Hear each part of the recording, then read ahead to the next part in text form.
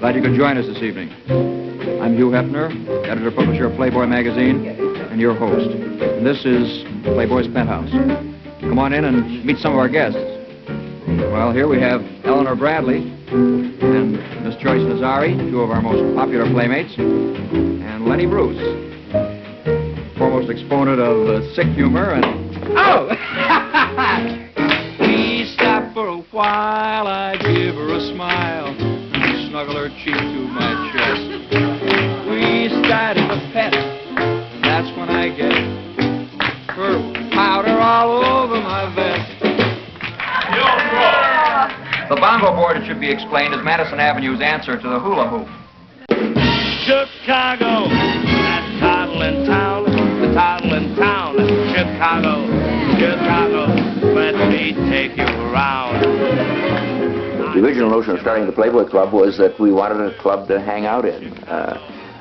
We had previously spent our time in bars and show clubs on Rush Street, on the near north side, and we thought it would be fun to have a club of our own. I just want to say... In that first year, 90,000 men paid $25 apiece to join the party at the Playboy Club.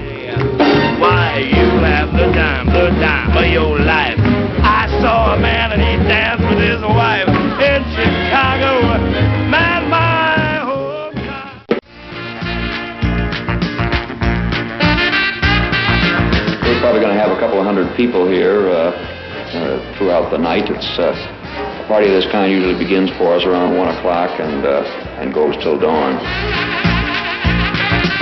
It was here that he brought new meaning to the concept of home entertainment.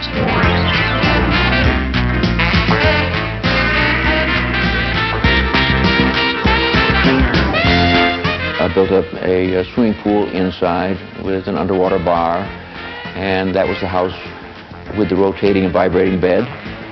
And it was a house without any secret panels, but I added some because I thought it reminded me of the old houses in the Boris Karloff movies that I'd seen when I was a boy.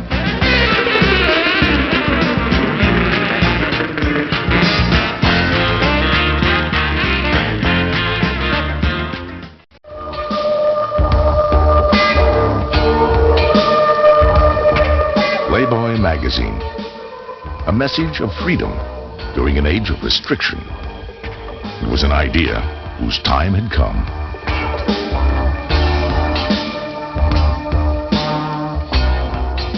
What we tried to say was, there can be, in a young man, a bit of the Playboy in all of us. It was about the play and pleasure of life, the very parts that our Puritan heritage repressed and rejected.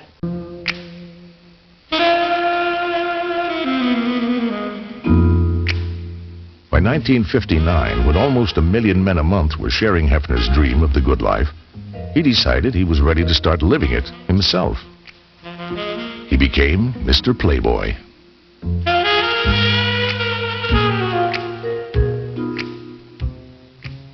After having spent most of the 50s behind the desk creating the fantasy, I really started living out the fantasy.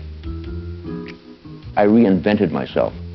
When I look back at the footage, I can see that reinvention. A very pompous kid, but behind the pomposity, I was running as fast as I could to get away from